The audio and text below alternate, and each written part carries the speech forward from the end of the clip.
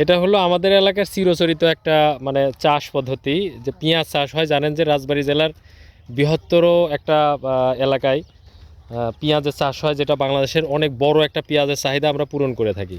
তো পেঁয়াজ কোপানোর এই পদ্ধতি আমাদের কাছে একদম কমন একটা বিষয়। তো দেখতে পাচ্ছেন যে সবাই একসাথে কত দ্রুত পেঁয়াজ কোপায় আগায় চলে যাচ্ছে। এটা হলো রাজবাড়ী জেলার পাংশা উপজেলার সরিষা ইউনিয়নের মধ্যে পড়ছে আমাদের এলাকাটা, যে এই পদ্ধতিতে আপনারা পেঁয়াজ কোপাবেন। আচ্ছা, এই মাঝখানে কে? হ্যাঁ বলেন। একজন কয় শতাংশ পেঁয়াজ কোপাইতে পারে সারাদিনে? এটা আপনার যদি বাইলে মাটি হয় তাহলে একজন দিনে 7 থেকে 8 শতক পেঁয়াজ কোপাতে পারে। আচ্ছা। আর যদি মোটা মাটি হয় হুম হুম। তাহলে দিনে 10 থেকে 12 শতক পেঁয়াজ কোপাতে পারে। 10 থেকে 12 শতাংশ। জি।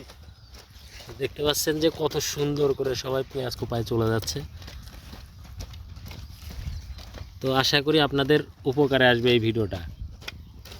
এবং এইখানে যে ব্যবহার হয়, দেখি তুমি একটা কোদাল আমার কাছে দাও। আমাদের এদিকে ব্যবহার হয়, দেখেন এই যে অনেক 3 হাত লম্বা হলো কাঠের হাতলযুক্ত এবং 20 মিলি বা 24 মিলি রডের কোদাল।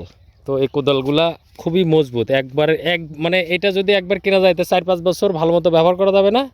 জি। আচ্ছা, এই কোদালগুলো খুব ভালো, খুবই টেকসই। আবার এই সাইডে আসো। না আর আলি 5-6 বছর কিছু নেই।